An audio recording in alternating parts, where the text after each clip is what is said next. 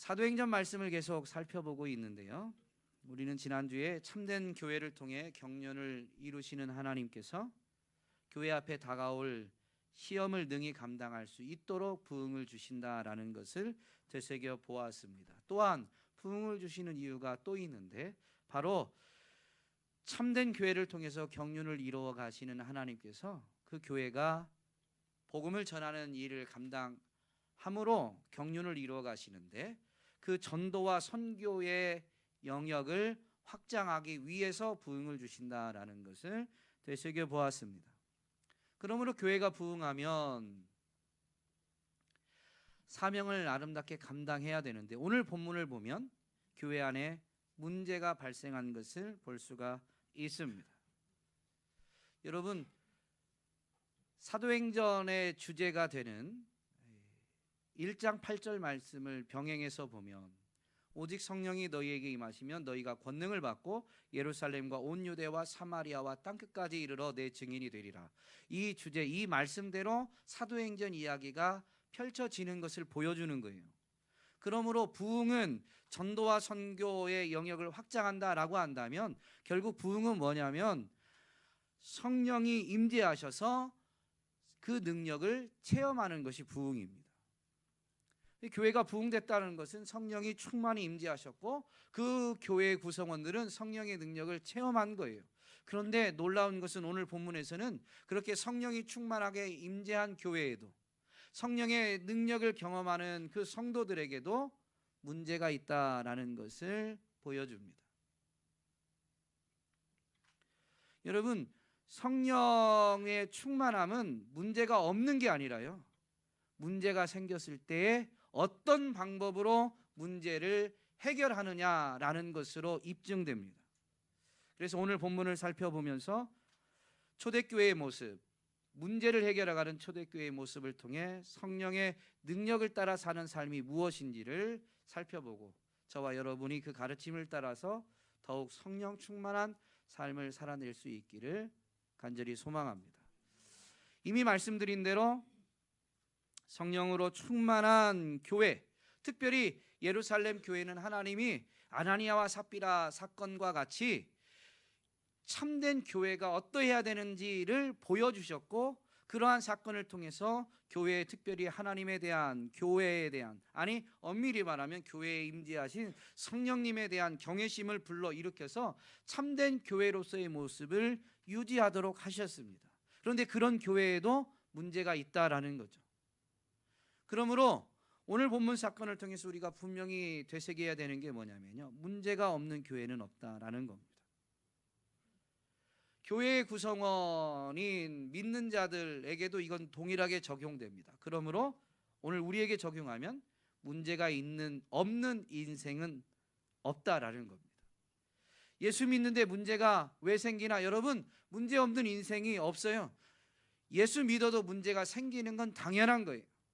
그런데 예수 믿는 사람들은 문제에 대처하는 게, 예수님을 모르는 사람과 성령님의 인도하심을 따르는 사람, 성령으로 충만한 사람은 문제에 대한 대처법이 다른 거지, 문제가 있고 없고로 나뉘는 게 아닙니다. 성령으로 충만한 이 예루살렘 교회에 발생한 문제가 뭐예요? 조금 전에 본문을 다 읽으셨잖아요. 짧은 본문인데 어떤 문제가 발생했어요? 헬라파 과부들이 구제에서 제외되는 일이 생겼습니다. 그런데 사실은 엄밀히 말하면 이건 매우 작은 문제인데요, 이게 시작이 되어서 더 큰 문제가 생겼어요. 그게 뭘까요? 네, 헬라파 사람들이 히브리파 사람들을 원망하는 일이 생겼습니다. 이 표현을 잘 보면 교회가 둘로 나뉘어 있어요. 헬라파 사람들, 히브리파 사람들. 구성원은 다양할 수 있지만 이렇게 헬라파, 히브리파로 나뉘어서 헬라파 사람들이 히브리파 사람들을 원망하는, 분열된 것이 교회의 문제입니다. 이런 문제 앞에 어떻게 반응하느냐라는 게 중요하죠. 그 부분은 이제 이어서 살펴보고요. 그러면 왜 헬라파 사람들이 구제에서 제외되는 일이 생겼을까요?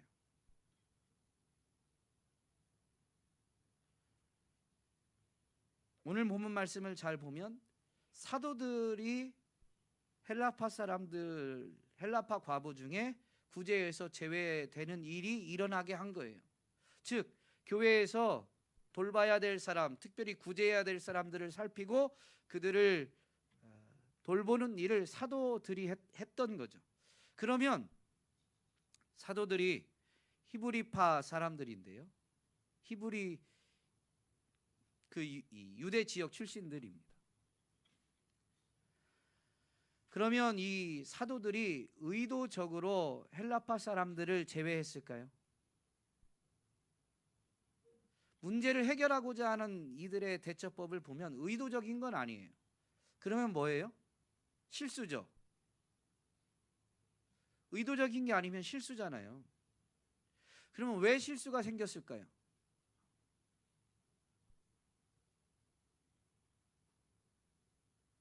바빠서요? 네, 바쁘다라는 표현이 맞을 수도 있는데요. 초대교회가 짧은 기간에 기하급수적으로 부흥했습니다. 사도는 원래 120명이 모일 때도 12명, 지난주에 살펴본 것처럼 1, 2년 사이에 남자 성도만 거의 1만 명이 육박하는, 아니 엄밀히 말하면 1만 명이 넘었을 수 있는데 여자 성도까지 하면 이미 충분히 1만 명이 넘은 거죠. 1만 명이라고 쳐도 사도들은 여전히 12명인데 이제는 돌봐야 될 사람이 1만 명이 넘었으니 구제의 대상도 훨씬 더 늘어났겠죠. 특별히 처음에 120명은 헬라파 사람들이 많았을까요? 히브리파 사람들이 많았을까요? 히브리파 사람들이 많았겠죠. 그런데 이제 늘어나는 사람들이 헬라파 사람들이에요.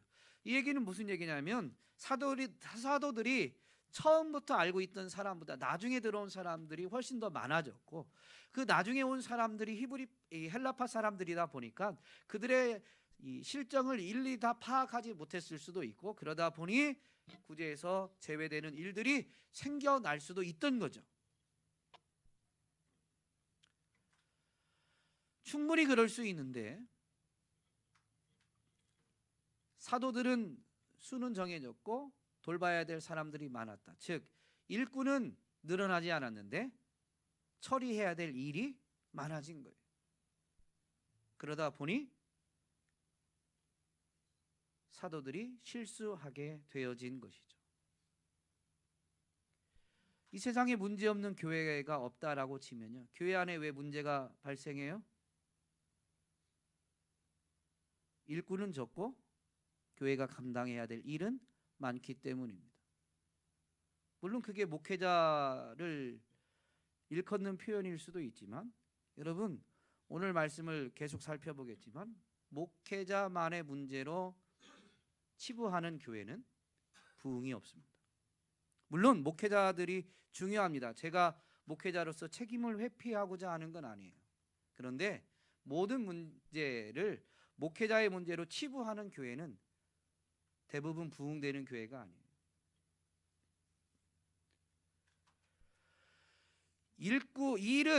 교회가 감당해야 되는 일은 많아지는데 일꾼이 없을 때 문제가 발생합니다. 이것을 깨닫고 여러분, 교회가 어떤 문제들이 보인다, 다른 사람이 다 그 문제를 보고 문제다라고 하기 전에 누군가가 먼저 발생했다라고 하면요, 부흥하는 교회는 대부분 어떠냐면 먼저 발견한 사람이 그 문제를 해결하고자 합니다. 먼저 발견한 사람이 기도도 먼저 하고 그 문제를 자기가 해결하려고 합니다. 그런 교회가 부흥하는 교회예요. 좀 이따가 살펴보겠지만 저는 우리 교회가 그런 교회가 되기를 간절히 소망합니다. 헬라파와 히브리파로 이렇게 좀 나뉘게 됐는데요. 왜 나뉘게 됐을까요? 구제 때문이기도 하지만요, 사실 교회가 부흥하는 데 있어서, 즉 수적인 부흥의 경우 중요한 요소 중에 하나가, 굳이 사람 편에서 따져보자면 교제가 잘 이루어져야 됩니다. 왜냐하면 참된 교회의 모습은 사랑으로 서로를 돌아보고 연합하여 하나 되는 거예요. 그러니 교제가 잘 이루어지지 않으면 연합 하나됨을 이룰 수가 없는 거죠. 그러므로 부흥하는 교회는 교제가 분명히 잘 이루어지는 교회입니다. 교제가 잘 이루어질 때 부흥하는 거예요.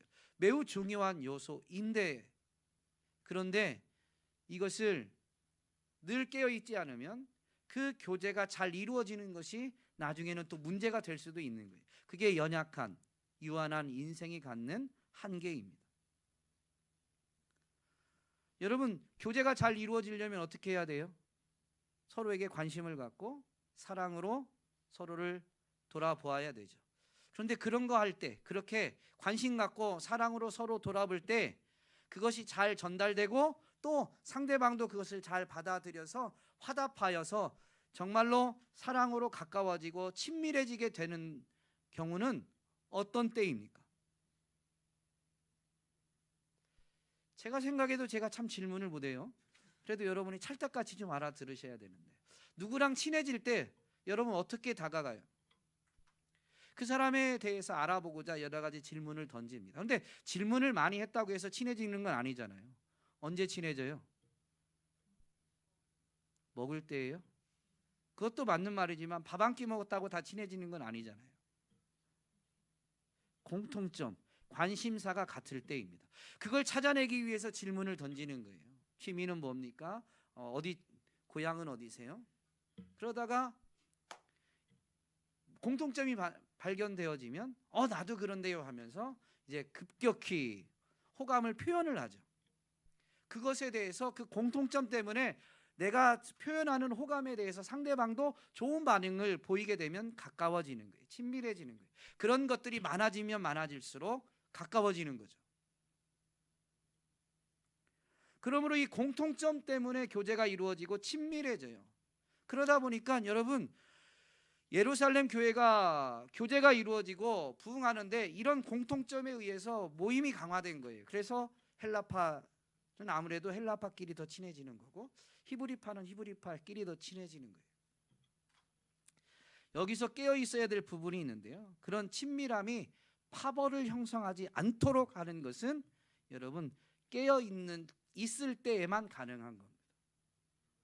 당연히 조금 더 친한 사람이 있고 나랑 조금 친밀함이 덜한 사람이 있죠. 사람이 모이는데. 근데 그것이 나뉘는, 파벌을 이루는 게 되어서는 결코 안 됩니다.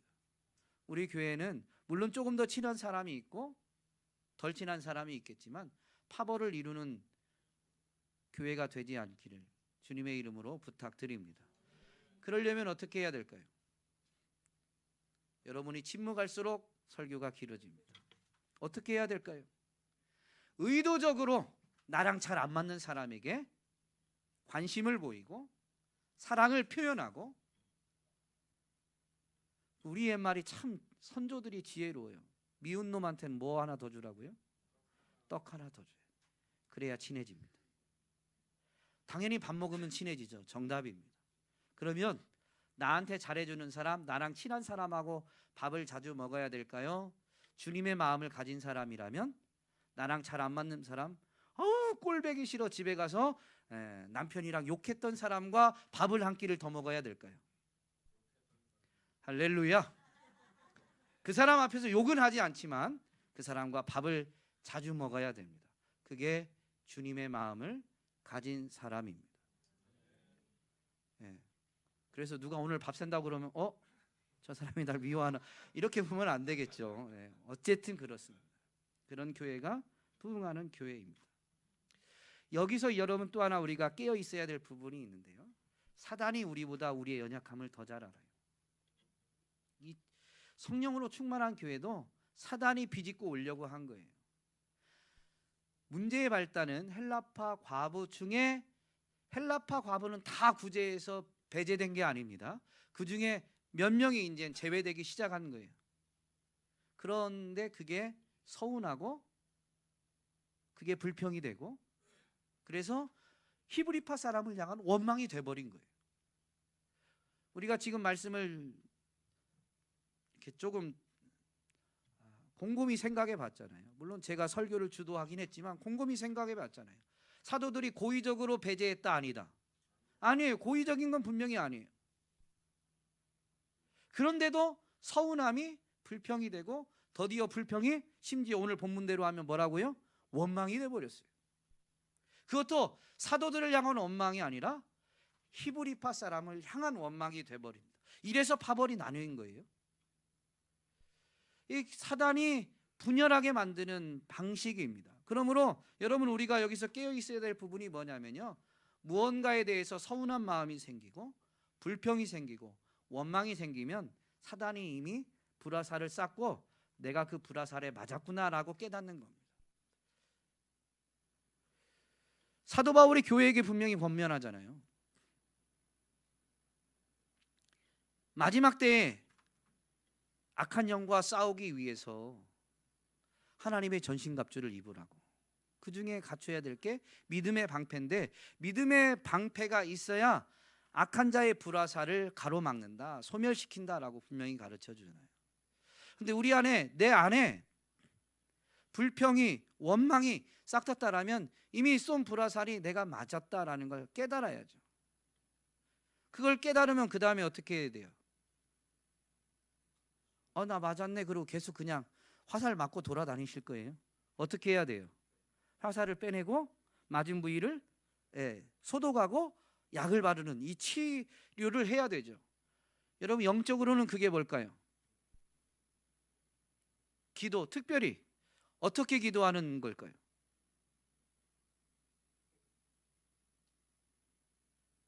오직 감사함으로 너희 구할 것을 하나님께 아뢰라. 감사입니다. 그리스도 예수 안에서 너희를 향하신 하나님의 뜻이 뭐예요? 범사에 감사하라라는 겁니다. 모든 일에 감사하는 거예요. 인간적으로는, 여러분 이 표현을 조심해야 됩니다. 인간적으로라는 표현은요, 세상에 있는 모든 사람들이 동의할 만큼, 즉 충분히 납득되고 지지를 받을 만큼 이라는 표현입니다. 인간적으로 그럴 수 있다라고 할 때 그것을 주의해야 됩니다. 그게 꼭 옳은 건 아니에요. 모든 사람이 그 상황에서는 그렇게 반응한다라고 해서 그게 옳은 게 아니에요. 주님은 정반대의 길을 가신 적도 너무 많습니다. 그게 뭐냐면 지금 헬라파 사람들이 가진 마음이에요. 헬라파 중에 누군가가 소외됐다. 야, 우리 뭉쳐. 우리의 권리를 찾아야 돼. 우리 중에 누군가가 배제됐어. 야, 우리는 우리끼리 뭉쳐서 우리가 지켜야 돼 라고 말할 수 있죠. 그게 인간적으로는 맞아요, 틀려요? 세상이 그렇게 하잖아요. 여러분 그렇게 안 하신 것처럼 이렇게 시침이 뚝 떼고 지금 저를 쳐다보시면 설교가 길어집니다. 인간적으로 옳아요. 근데 그게 하나님의 마음이냐? 아니라니까요. 물론 불의에 대해서는 대항을 해야 되지만 이게 감정에 의한 거라면 명확히 구분하면서 우리는 대처해야 되죠. 그 첫 번째가 뭐냐면 감사입니다. 이런 상황일 때, 내가 속한 그룹이 불의한 일을 당할 때에요, 우리 안에 분노가 일어나는 게 너무 당연해요. 그때 감사하는 건 쉬울까요? 어려울까요? 너무 어렵습니다. 어디 손에 상처 나면 우리가 어렸을 때를 생각하면요, 상처 난 거 소독하자 그러면 즐거이 손을 내밉니까? 안 하면 안 돼 그러고 손을 뒤로 뺍니까? 알긴 잘하세요. 그런데 소독약 바르면 더 따가워가지고 소독하기가 싫은 거죠. 상처가 난 손은 그러면 더 따가우니까 소독을 안 하려고 손을 뒤로 빼야 돼요. 그럼에도 불구하고 손을 내밀고 더 따갑고 아프지만 소독을 하고 약을 발라야 돼요. 알기는 잘하세요. 감사가 그겁니다. 뒤로 감추어지는 손을 억지로 내미는 거예요. 그게 감사예요. 이걸 하려면 속상해요. 아니 내가 왜 왜 이런 일에 내가 감사해야 돼? 라는 생각이 너무 들지만 그 따가움을 무릅쓰고 소독하고 약을 발라야 돼요. 그게 감사예요. 그럴 때 교회는 분열되지 않고 작은 문제가 일어나도 오히려 화합의 기회로 만들 수가 있는 거죠. 오늘 저와 여러분이 부부 사이에서도 감사하고 자녀들과의 사이에서도 감사하고, 아멘을 안 하시는데 언제 하시려고 그러시는지. 부부 사이에서도 감사하고 평생을 살지만 항상 내 마음에 드나요? 아멘 아무도 안 하잖아요. 평생 살아봐요. 마음에 들 때보다 마음 안 들 때가 더 많죠. 아멘 하시잖아요. 제 마음은 아셔서 하신 거예요. 하준일 집사님이 그렇다는 게 아니라 그런 거예요. 그런데도 이리 사람을 만나게 해주신 하나님 감사. 그 다음은 이제 말씀을 봐야 돼요. 이런 문제가 발생한 초대교회, 성령 충만한 이들은 어떻게 이 문제를 대처하느냐. 먼저는 사도들의 모습에서 발견되는데요, 문제의 원인을 다른 데서 찾지 않습니다. 자신들에게서 찾습니다.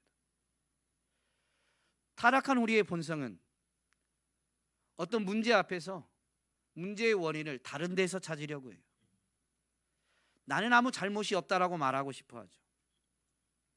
근데 성령으로 충만한 사람은 자기 자신에게서 찾습니다. 여러분, 이게 엄청난 차이를 만들어내요. 어떤 차이가 날까요?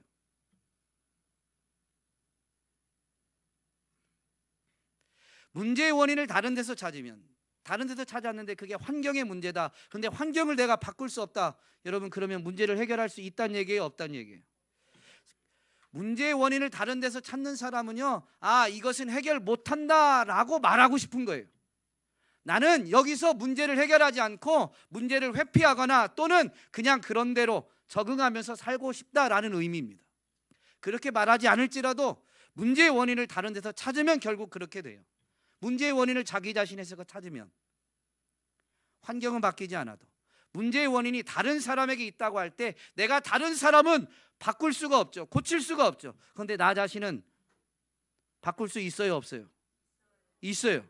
쉽지는 않지만, 우리 타락한 본성 때문에 그게 쉽지 않지만 자기 자신에게서 문제의 원인을 찾는 사람은 반드시 문제를 해결할 수가 있습니다. 물론 우리의 타락한 본성이 문제 해결까지 나아가지 못하게 만들 때도 있지만, 성령의 사람은 자기 자신에게서 찾고 자기가 바뀌려고 하지만 자기가 알아요. 내 힘으로 나를 바꿀 수 있다, 없다? 없어요. 그러나 내가 바뀌면 문제는 바뀌기 때문에 성령으로 충만한 사람은 성령님의 도우심을 계속 구합니다. 그러면서 내가 바뀌도록 기도하는 거예요. 예수님의 기도도 마찬가지 아니에요. 원래 그분은 이 땅에 오실 때 십자가를 지러 오셨어요. 그런데 육을 가지고 계신다 보니까 그 육이 십자가에 달려 죽으시는 게 쉬워요, 어려워요? 어렵죠. 그 십자가는 하나님의 징계, 저주를 받는 건데 육을 가지고 하나님의 저주를 감당한다는 게 불가능한 거예요. 그러다 보니까 예수님이 어떻게 기도하세요? 할 수만 있으면 이 잔을 내게서 옮기시옵소서라고 기도하신 겁니다. 그게 육의 한계예요. 그런데 성령으로 충만하신 예수님은 그게 기도의 전부가 아니었죠. 어떻게까지 나아가요? 그러나 나의 원대로가 아니라 하나님의 뜻대로 하시옵소서라는 거죠. 내 힘으로 안 되는 걸 아는 사람들이 성령을 의지하면 내가 바뀌어야 된다라는 건 깨달았는데 그게 내 힘으로 안 되니까 하나님 뜻대로, 내가 바뀌어야 된다는 게 성령님이 내 안에서 나의 죄를, 나의 연약함을 깨닫게 해주셨으니까 내가 바뀌는 게 하나님의 뜻이에요. 내가 바뀌는 게 하나님의 뜻입니다. 그러니까 내 힘으로 안 되지만 성령님 도와주셔서 제가 바뀌게 해주세요라고 기도하며 성령님이 가르치시는 대로, 감동하시는 대로 자기가 바뀌려고 순종하려고 합니다. 그런데 순종이 기적을 낳는 거예요. 그래서 물론 그 사람은 자기 힘으로는 안 되지만 그런 자기가 변화되려고 얼마나 애를 쓰겠어요. 이게 육의 눈으로 보면 그렇습니다. 그 사람이 부단히 애를 씁니다. 그렇게 해서 문제를 해결했어요. 그 사람은 뭐라고 고백할까요? 다 주님의 은혜입니다. 왜냐하면 그 사람은 출발할 때부터 자기 의지로는 자기가 변화되지 않는다는 걸 인정했기 때문에. 다만 하나님의 뜻 앞에, 성령님의 감동하심 앞에 순종하려고 몸부림칠 뿐이에요.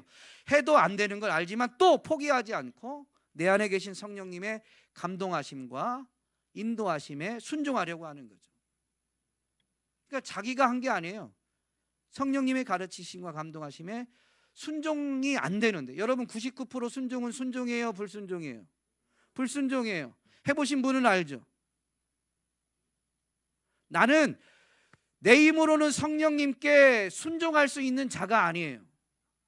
그런데 성령님이 나를 포기하지 않기 때문에 나도 포기하지 않으려고 도전하는 거예요. 그러다가 보니까 어느덧 성령님이 이끄셨던 그것이 문제를 해결하는 곳까지 인도해 주신 거예요. 그래서 문제 해결받고 난 사람은 뭐라고 말하냐면, 내가 한 게 아니에요. 남이 볼 때는 야, 너 부단히 애를 썼잖아, 너 열심히 노력했잖아, 특별 새벽 예배 나가려고 알람을 5개씩 맞췄잖아. 뭐 예를 들면 그런 겁니다. 옆에서 보면 그런데. 근데 그 사람은 알아요. 여러분, 내가 일어나고 싶다고 일어나는 것도 아니고 알람을 많이 맞췄다고 해서 일어나지는 게 아니에요. 그런 노력은 하지만 그거는 성령님이 주시는 가르치심, 감동하심에 순종하는 거죠. 그래서 하나님의 은혜다라고 말하게 됩니다. 성령으로 충만한 사람은 자기 자신에게서 문제의 원인을 찾아요. 하나님 나라를 가르치신 예수님이 분명히 말씀하시죠. 다른 사람을 비판하지 말라고. 그러면서 다른 사람의 눈에 있는 티를 먼저 지적하는 것이 외식이라고 가르칩니다. 그러면서 이렇게 말씀하시죠. 외식하는 자여, 먼저 너의 눈 속에 들보를 빼어라. 그 후에야 밝히 보고 형제의 눈 속에서 티를 빼리라. 자기 눈 속에 있는 것, 자기 자신을 먼저 돌아보고, 그래서 자기에게 있는 문제를 발견하고 그 문제를 고치기 위해서 부단히 애를 쓴 사람은요, 남의 잘못이 보여졌을 때 아, 저 사람 저걸 고쳐야 되는데, 근데 그게 쉽게 고쳐진다, 안 고쳐진다? 쉽게 안 고쳐진다는 걸 알아요. 그걸 고치기 위해서 부단히 애를 써야 된다는 걸 알아요. 중간에 포기하면 도로함이 타불이 된다는 거 알아요. 왜? 자기가 그렇게 경험해 봤기 때문에. 그래서요, 남의 눈에 있는 티를, 자기 눈에 있는 들보를 뺀 사람은 남의 눈에 있는 티를 볼 때에요, 지적이 아니라 저거 도와줘야 되는데, 저거 쉽게 안 되는데, 저거 중간에 포기하고 싶은 마음이 너무 들지만 저거 빼내면 너무 자유한데, 너무 평안한데, 너무 행복한데, 이게 하나님 주신 은혜인데 저거 도와줘야 되는데 라고 말합니다. 지적이 아닙니다. 그래서 비판하지 않아요. 성령의 역사는 이겁니다. 그래서 기독교 영성을, 천주교 신자였지만, 학자였지만 헨리 나우에는 이렇게 말합니다. 기독교의 영성을 상처 입은 치유자라고 말합니다. 자신의 상처를 주님의 은혜로 치유받은 그들은 결국엔 동일한 상처를 가진 자들에게 치유자가 되어 줍니다. 자기의 능력이 아니에요. 그 사람이 주님 앞에서 치유받도록 인내해야 하는 시간이 필요하거든요. 근데 사람의 힘으로는 인내가 안 되니까 옆에서 인내할 수 있도록 도와주는 거죠. 힘들지? 같이 기도할게. 조금만 있으면 주님이 역사하신다. 그러면서 손잡아주고 포기하지 않도록 이끌어주고, 내 힘이 아니니까 주님께로 인도하려고 애를 쓰는 거죠. 그래서 기독교 영성은 상처 입은 치유자가 됩니다. 이게 성령으로 충만한 기독교인들의 모습인 거죠. 오늘 저와 여러분이 성령의 가르치심과 감동하심을 따라 어떤 문제를 가지고 있다면 자기 자신을 돌아볼 수 있기를 주님의 이름으로 부탁드립니다. 자신에게서 문제점을 찾은 사도들은 그것을 사람들 앞에서 시인합니다. 우리가 하나님의 말씀을 제쳐놓았다. 우리 잘못이다. 여러분, 그래서 교회에는요, 이 소그룹 모임이 중요해요. 모든 사람 앞에서 나의 연약함을 인정한다는 건 쉽지 않죠. 그러나 작은 그룹 안에서, 특별히 함께 교제하는 믿음의 사람들 앞에서 나의 한계, 나의 연약함을 시인하는 것은 매우 필요합니다. 상처를 꺼낸 거예요. 그때부터가 치유의 시작인 거죠. 교회는 그래서 이제 사도들이 시인하면서 사도들이 대책을 내려놓는데 이제 교회가 반응하는 거예요. 형제들아 라고 하면서 이렇게 말하죠. 너희 가운데에서 성령과 지혜가 충만하여 칭찬받는 사람 7을 택하라. 일은 많은데 일꾼이 부족해서 일꾼을 세우는데요, 일꾼은 여러분 사도들이 세운 게 아닙니다. 형제들아 너희가 택하라 라는 거예요. 교회가 세우는 거예요.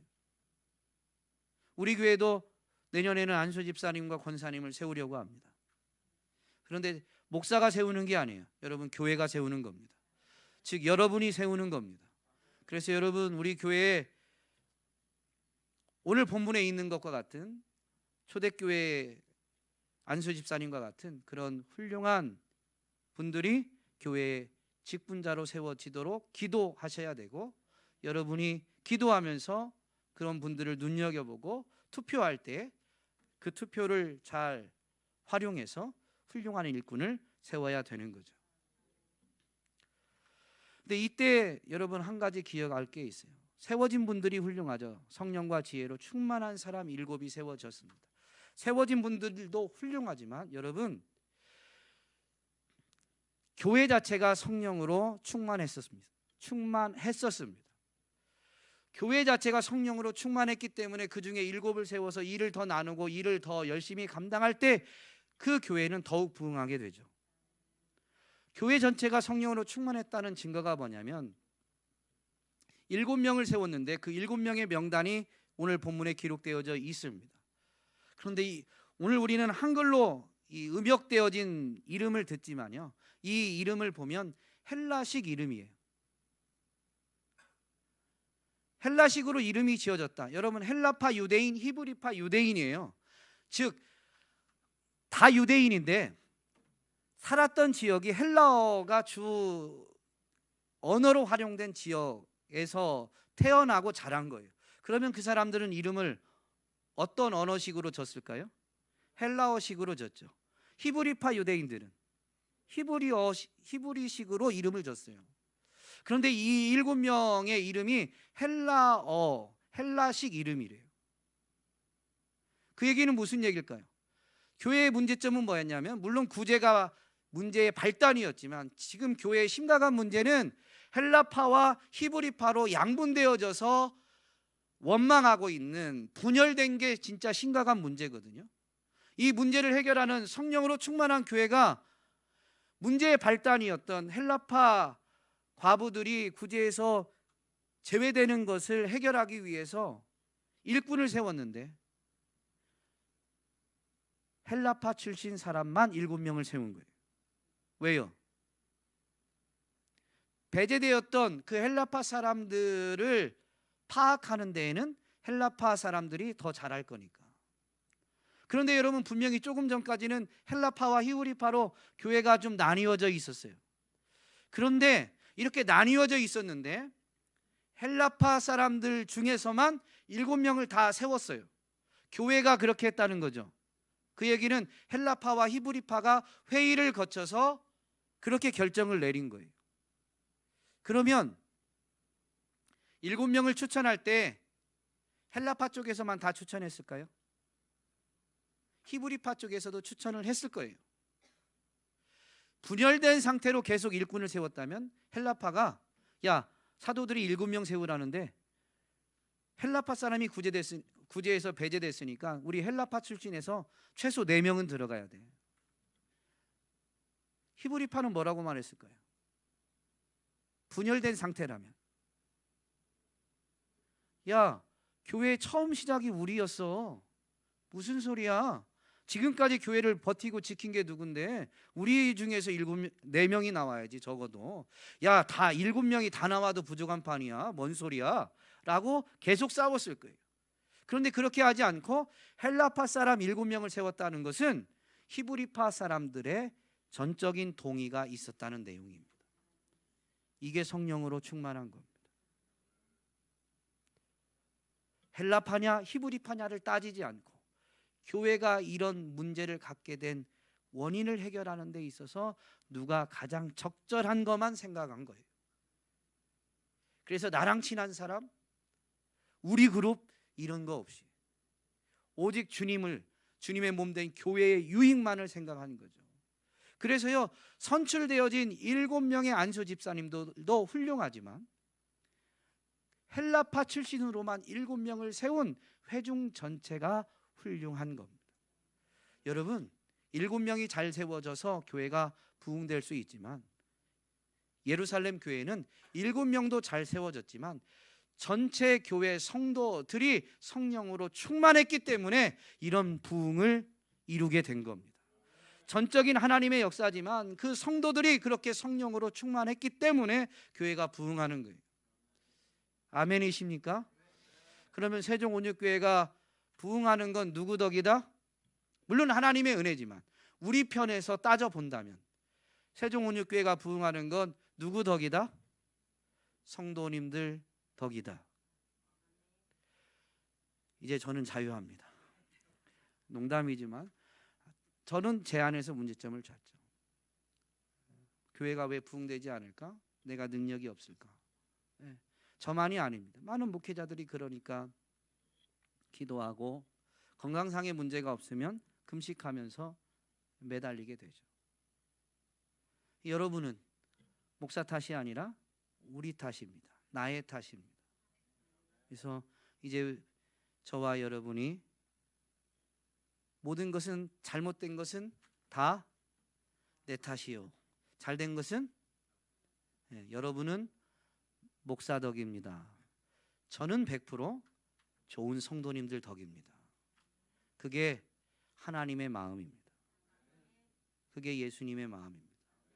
저와 여러분이 성령으로 충만해서 예수님의 마음 가지고 남 탓이 아니라 남의 덕을 이야기하고 내 탓을 이야기하며 정말로 이 시대에 하나님의 부흥을 이루어가는 데에 쓰임받게 되기를 주님의 이름으로 축복합니다. 여러분의 가정도 영적으로 부흥할 수 있어요. 하나님의 나라를 경험하는 거죠. 천국을 노래하는 거죠. 어떻게 이룬다고요? 네 탓이다? 내 탓이다. 우리 가정이, 우리 집이 이만큼 된 건 내 덕이다, 네 덕이다? 당신, 네 덕이라고 하면 그렇잖아요. 저는 그렇게 하지만 표현을 그래. 당신 덕입니다. 오늘부터 연습하시기 바랍니다. 예배 이후에 옆에 계신 부부간에 있으면 당신 덕에 우리 가정이, 우리 자녀들이 이랬습니다. 우리 자녀들 중에 좀 아쉬운 부분이 보이면 그건 제 탓입니다.